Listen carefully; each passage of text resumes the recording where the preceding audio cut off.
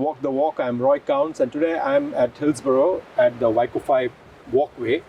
With me is Michael Wood. Welcome to the show, Michael. Roy, nice to have you here. So Michael Wood is the sitting MP from the Mt Roskill electorate, and he is also, keep an eye on him, people say that in the next decade or so, a future Prime Minister. Oh, be careful what you say, Roy. That can be the political kiss of death. No, but your rise in the party and the work that you have done in the community has been commendable.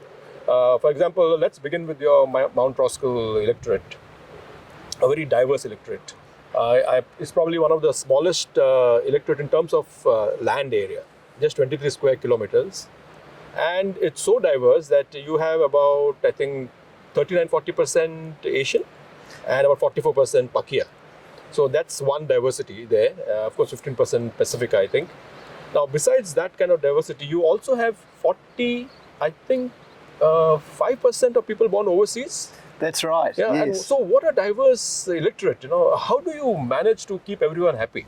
Well, look, it's diverse in every respect. It's diverse in terms of ethnicity, culture. We have about 160 different languages which are spoken here. It's diverse in terms of we have some of the poorest parts of Auckland here in Mt Roskill, some of the wealthiest parts of Auckland here in Mt Roskill as well. Which is surprising because I was going through the stats for this electorate, and about half of the people own their own homes and the other half rent. And the funniest thing is that, it's not funny, is that you have 23 schools and they are in all deciles except for decile 9. So you don't have a decile 9 school, but you have a decile 1 up to decile 10. That's right. So tell us about it. That's right. Yeah. Well, I mean, you asked the question at the beginning, how do you keep everyone happy? Yeah. And I don't think that's a good way to live your life. When you're a politician or a journalist or anything, you can't take the approach that your job is to keep everyone happy. Right. Your job is to serve the community. Yeah. Your job is to enact faithfully the values that you've been elected to represent in the Parliament and to help as many people as possible. Right. You won't make everyone happy, but if you go forward with, I think, that approach and you work hard, then hopefully you keep enough people happy that you can continue serving in the role as an MP. That's right, and so I was not wrong in saying that that's quite a prime ministerial kind of quality to have, because you need to sort of manage many contradictions.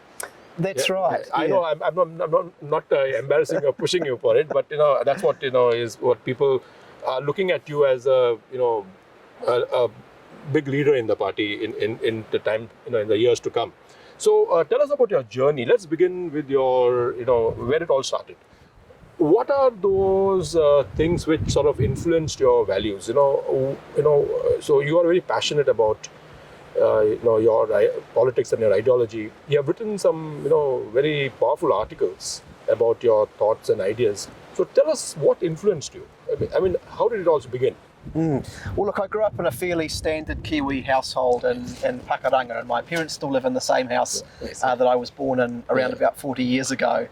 And it was a pretty normal New Zealand upbringing. My parents both worked really hard. I was well served by our local public school, the public health system, all of those kinds of things. My mum was a nurse. She became a plunket nurse, so there was kind of that attitude in my family about looking after people in the community who need it. Yeah. And I think probably in terms of sort of my journey into politics, there are probably a couple of key things which shaped that. The first is that, as I was a teenager moving into university and starting to form my thoughts about the world, that was the 1990s, which was a really tumultuous period in New Zealand. We had a national government in place at that time that had a very sort of strong free market agenda. Privatisation, increased costs at university, a lot of deregulation, rising poverty and unemployment. And I was very deeply affected by those things. And I read somewhere that you were actually in university at the time of the power crisis. That's right. My first year at university, the power in Auckland went out. Okay. And it was just, to me, a little bit symbolic of the way in which some of those basic things that everyone relies on in life had been perhaps neglected at that time. Right. And I think the other major influence at that time was I was thinking a lot about what I believe, my own personal faith as well. So I'm a practicing Christian. I'm an Anglican these days. I see. Okay. And the values of my faith are the values of respecting the dignity of every person's life, of trying to live well together in community, of looking after the planet that we live on. Right. All of those things sort of came together at a time when Labour under Helen Clark was really moving forward and really moved me into the Labour Party at that time. And I joined up a little before the 1999 election when Helen Clark and that government came in. Right. So was that because you had some sort of antipathy towards big capital, towards what was happening in the Western world in those days, in the 80s and 90s? Was that what drove you towards your current ideology? Well, I think it's fair to say that sort of neoliberal free market philosophy, which says that actually we put human values to one side, it's just about the market. Money, I have a very strong reaction against that, because I think that any kind of society we build should be based around human needs and human values. I was going to actually ask this question a little later, in our walk, but I'd rather ask you now. New Zealand is always about getting dirt under your nails. It's our number 8 wire, doing your own stuff. Very innovative people. So for a small country, we really punch above our weight, and the sort of slightly left-wing kind of ideology is what suits New Zealand the best. But over the last, say, decade or so, there is a trend all over the world for the younger millennials to be very militant and sort of go far left. We can see that with the BLM protests and all of that kind of thing.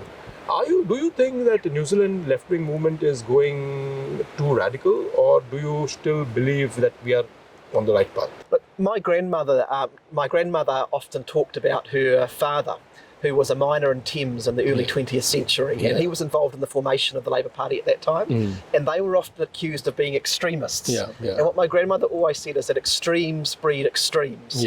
And so I think sometimes what you see is, say, a situation like the United States, where you have had decades of oppression, people being killed in the streets, terribly extreme things happening, you get an extreme response.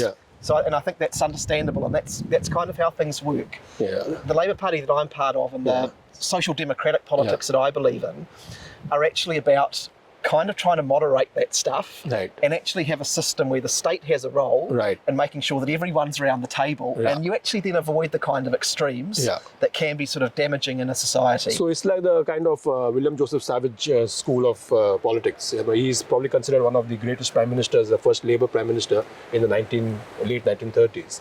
So do you subscribe to that school of politics? That's right. I have a photo of Michael Joseph Savage in our kitchen. I'm just finishing a biography of Walter Nash, who was his finance minister at the time. I see. And those kind of Labour values are still the ones that we believe in, is that you try and build a society that's inclusive, that brings everyone along. The big risk that I see at the moment in Western societies is that we've left so many people behind. Our levels of inequality have become so great that those people become resentful and angry. And that's when you have things happening in a society in terms of people reaching for extremes and reaching for simple answers and blaming immigrants and all of this kind of thing. That's right, And it's actually social democratic politics that brings everyone along that I think is the fix for that. Right. So talking about immigrants, the Mt Roskill, like so many things in which it is diverse, diverse in income, diverse in home ownership. There's also diversity in ethnic makeup. For example, even among the, Asian population, you have Chinese, you have Indians. Even among the Indians, you have other divisions. You probably are quite an expert by now. I have seen you when you go to any Indian event. You will say Vanakkam, you will say Namaste, you will say Sat Sri Akal. So you understand the difference. There's also the thing that 6% of the Asian population here are Muslims and 11% Hindus. And now often there have been sectarian tensions back in the subcontinent. Fortunately, we have not seen any of that garbage here. How do you manage different aspirations? It's probably a repeat of my previous question. How do you manage? Do you need to be the archetypal politician?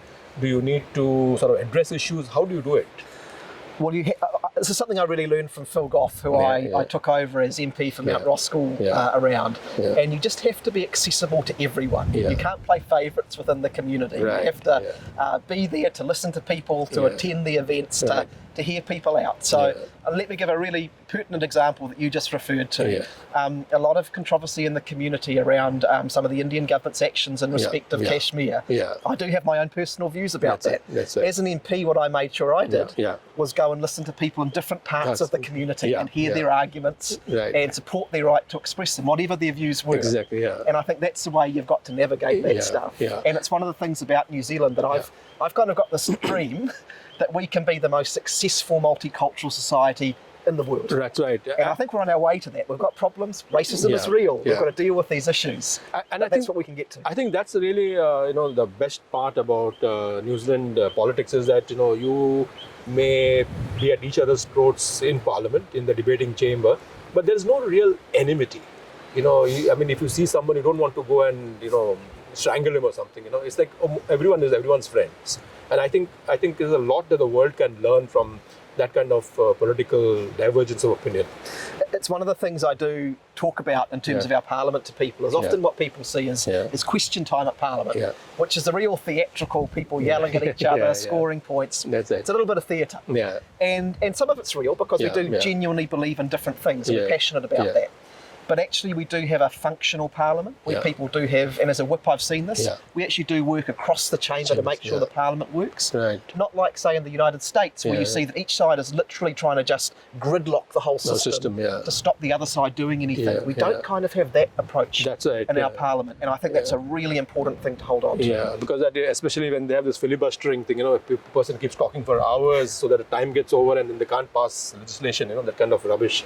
You're so right that New Zealand can lead the way, and we have actually led the way in many things in the past. And for example, women's suffrage, itself. Let me talk to you about your years after university. So you have been, you cut your teeth in the union. For example, you were with the FinSec, which is the trade union for banking employees, right? And I read an article in which you mentioned that you saw a variety of CEOs and you dealt with them, and some of them were, really, I'm thinking of a polite word to use on camera. Not so good, let's just say that. And others who were very good, And you made a very good point in that article saying that, all of wisdom cannot be concentrated in one person. Can you talk us through that? I found it quite fascinating. Well, it's one of the things I've observed, whatever sphere you're working in, whether it's politics, whether it's the corporate world, whether it's the union movement, they're not all good and they're not all bad.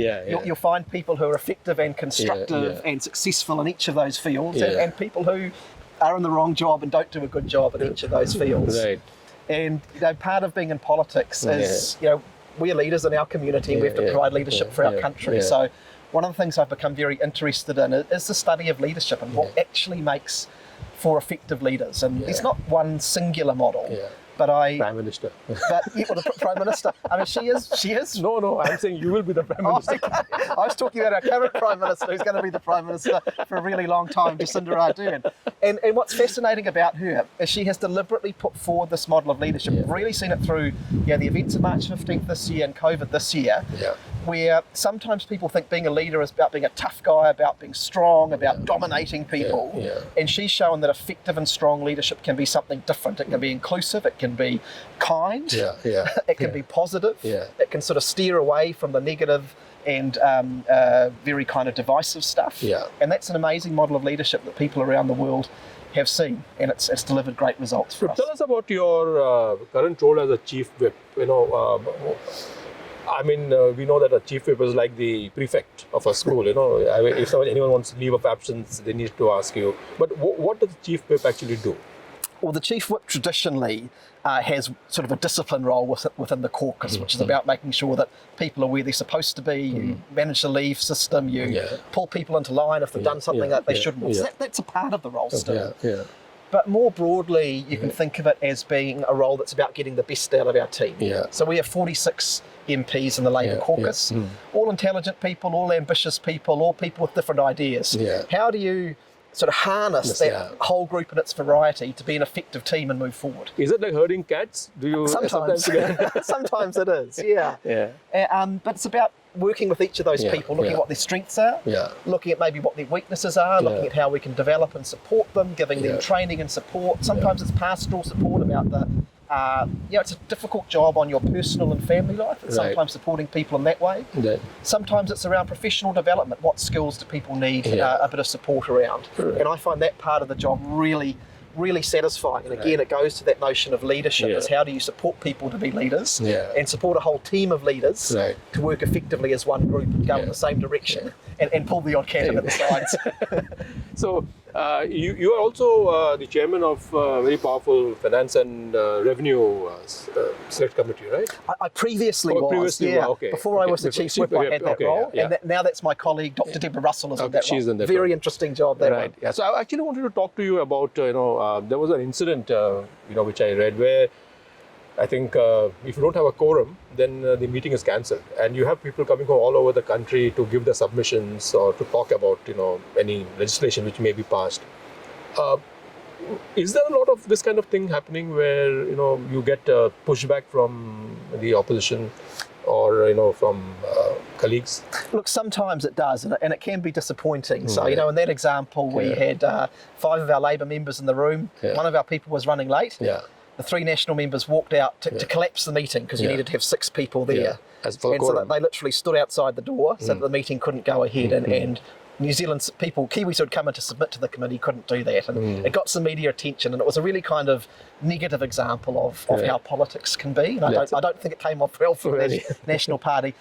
Look, fortunately, I don't actually see too much of that stuff happening. And when it does, people in New Zealand don't tend to like it too much.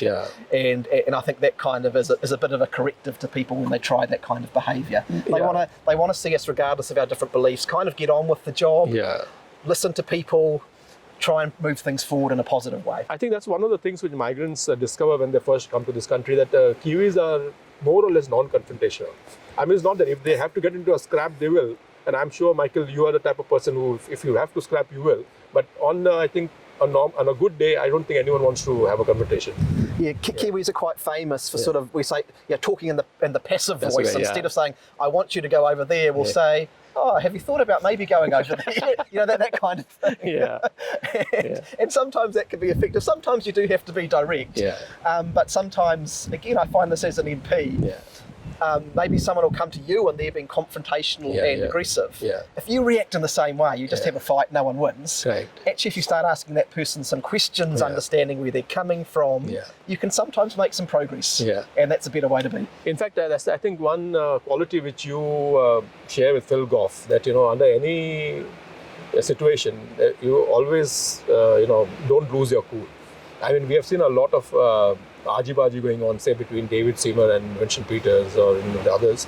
But you have always been a brilliant spin doctor. You and I think that's one quality which probably helps you in an electorate like Mt Roskill.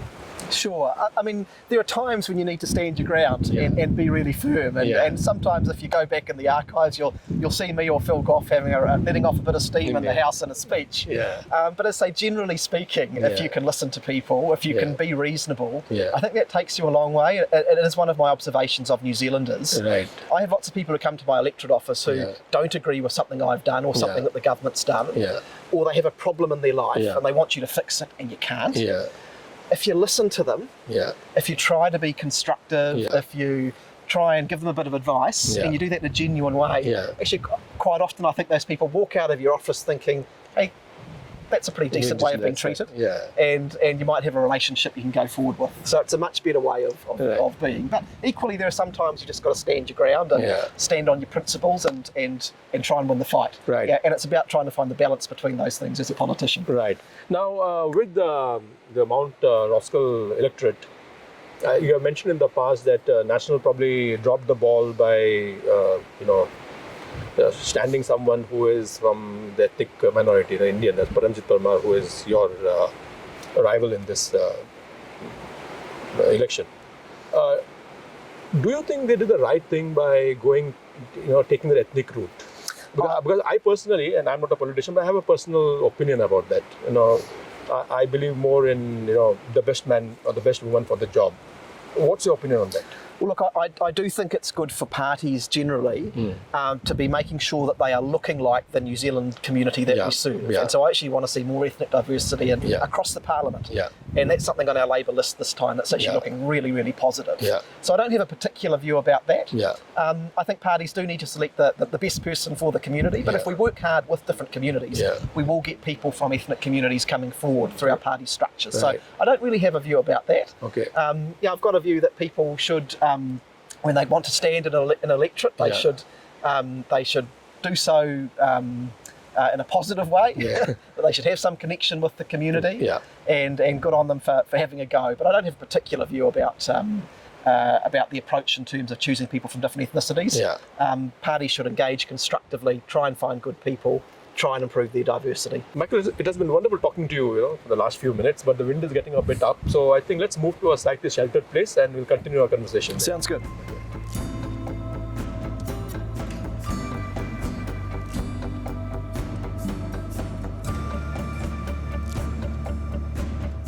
Thanks for bringing us here to this lookout. It's really wonderful. It really makes you, appreciate how beautiful Auckland is. And you were telling me something about that volcano at the back. Can you just tell our viewers about that? Yes, I found it fascinating. This is Pukitutu Island over the other side of the water here, and it's currently owned by Watercare. But what they're doing is restoring the island, actually to some degree restoring the maunga, the volcano that used to be there.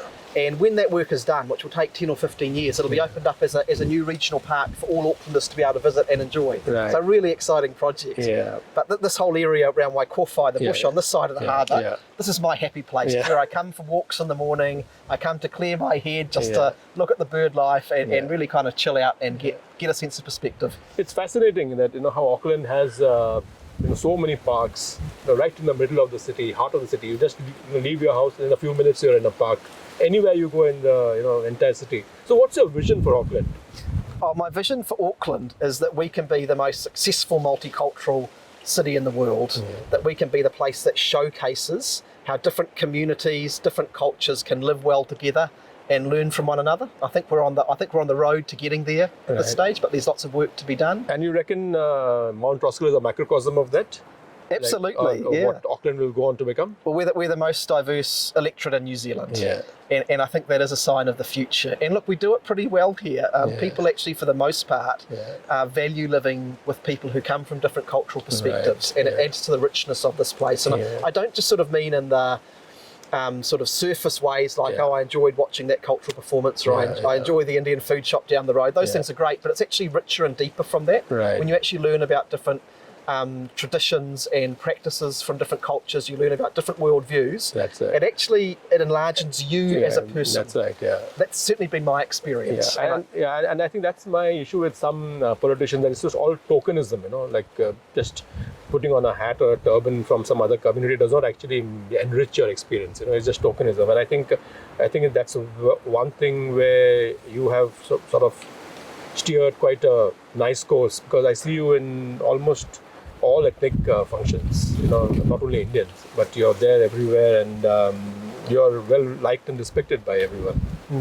Oh, well, look, I get a lot out of connecting with the communities. I know this really amazing guy in the Indian business community here in Mt Roskill. He's quite well known, and he's a guy who's done really well, pretty wealthy, and he always says, everything I've got from the community. And so he's always generous in giving back. And actually it's the same in politics. Everything that we have in politics, the responsibility we hold, the power we're able to exercise comes from the community. And so you have to give back and contribute. And again, it enriches you and enlarges your perspective. So I feel very good and privileged to be able to do that. Talking about community, I would like to talk to you about your stint in the local board, the Puketi Papa. You got it? Yeah, I'm still brushing up my Maori. So, in the local, you were on the board for about 6 to 7 years, weren't you? Why I want to talk to you about it is because besides the fact that you have been, you've done a lot of work in the board, and you've got the kudos for that. The local community seem to not take it very seriously. Only about 30% people come out to vote for the local government elections. What do you think can be done to encourage people to understand that this is where democracy works at its best at the grassroots? Well, look, it's something I believe in very, very passionately. As you say, I spent 6 years in local government. I believe it's really important, and I've got this bigger belief that if we just think about democracy as voting once every 3 years for the government, that's a very hollow form of democracy. Democracy is actually about citizens being able to shape their own lives and the communities around them. And local government is an important part of that. So we've got to try and address that. I think that some of the problem is that people just don't understand how local government works. They don't necessarily see the relevance, but so many of our services, our parks, our open spaces, our transport networks, our community facilities, our local environment and regulation, our building rules, all come from local government. Absolutely. And so we've got to get people more engaged there. And I think there's a bit of education. I think there's a bit about the actual electoral system as well. I've always been someone who actually thinks there's a value in an election day, which we don't have in local government. We have this 2-week voting period, just postal, and it's kind of a bit anticlimactic. I reckon if you kept that, but actually added in an election day to local government with a bit of fanfare and focus on that, that might be something that helps a bit. That's right. I think that promotion, we lack the promotion for local government. And one of the things which I am very passionate about is, that we probably need to use newer technologies for the elections. The current, way of sending booklets, and I think it probably, killing trees, probably the size of, Waikowhai Park, printing those booklets, which is needed, of course, in a democracy. But I don't think anyone has the time to go through and read about all the candidates. Probably using some electronic means, funded by the government, probably would be the way to go in future. What do you think? Well, what we've done in government, actually during this term of Parliament, is we have set up the ability for local government to move in the direction of having online voting. So that's there. They've kind of put that on hold for some technical reasons. I think there's reason to be a little bit cautious in this area as well. We do see around the Western world attempts to interfere in elections, and that can be done at more of a systemic level if you've got online voting in place. So I'm open to the idea, but also want us to approach it with significant caution, so that we don't open ourselves up to any of those sorts of attempts at interference in our democratic processes. So suppose I were to ask you, that let's say you want to encourage some people from Mt Roskill during the local elections to take part. How would you encourage them? What would you how would you tell them that what they are voting for actually has a big impact on their lives? I wouldn't tell them anything. I would ask them something. I would say, what do you really care about in your local community? What do you really value? And what's a real problem? What really gets on your wick? Is it the local traffic congestion? Is it the fact that there's dumping at the local park? Is it the fact you can't swim at your local beach? Do you think your local library's really marvellous and you want to see that service continue? And when you actually find what people care about and what they want to see changed, that can sometimes then be the spur for people to take action. And that's, you mentioned my career in the union movement earlier on. That was one of the things I learned then, is you actually go and ask people questions about what they want to see happen in their work life or their life more generally, if you want to get them to commit to doing something. And so I think that's probably the approach there. And the thing about local government is it's actually often the most immediate stuff. As soon as you step outside of your house, you go onto a footpath that's run by local government. You're driving on a road, you're taking a bus, or local government. Fantastic. Well, I think these days no conversation is complete without talking about COVID. And all that the nation has gone through, all that the world is going through. Do you think that the government should, for the post-COVID recovery, set up some sort of an authority like they set up after the Canterbury earthquake, the SERA? And we did speak about SERA when we mentioned Roger Sutton sometime ago. But do you think we need a COVID economic recovery authority or something like that, which will sort of steer the country in the right direction, using experts? Well, look, I wouldn't rule that out. I think we've got to be quite open-minded about the best options as we continue to recover and rebuild. At this stage, that's not there as part of our plans. I mean, in the end, we're a relatively small country. We've got a government that will be in place after the election that will have ultimate accountability. And we've got a number of government departments. Sometimes I think if you're creating a whole new authority in the middle of effectively a crisis period, you can end up putting a lot of time and energy and resource into just sort of that restructuring job instead of just getting on with the business that you need to do. So I think I think probably at this stage the intention is to continue rolling out the plan that we've got at the moment in terms of building up jobs, supporting the recovery and rebuild, Right. rather than sort of having a bureaucratic realignment. Yeah. But as I say, Yeah. these are unprecedented times. Yeah. We're going to keep an open mind. I wouldn't rule anything out either. Right. And what COVID has taught us is that we need to look at different models of working, even something as simple as working from home. Okay. Or maybe the type of industries that will flourish in the future, and some industries which will die. What's your sort of prediction? What is your gazing into the crystal ball? What do you see? How will this pan out in the next few years? Well, I think it's a perfect question to ask, actually, because I hope that as a result of COVID, we don't just go back to how we were before. It's often at times of deep challenge and crisis that human societies can actually make real progress. Of course, we wish we never had the First or Second World War, but actually our societies after them often said, look, these were problems we had before, we don't want to go back to them. Right. We want to make this a better society, and that should be the case this time. Right. So I think clearly technology is a big part of that. Yeah. People have learned that actually we can do a lot of things without having to fly halfway down the country to go to a meeting, for example. And there are efficiencies we can develop out of that. There are big questions about our economic structure. We've seen a lot of people who have been quite vulnerable.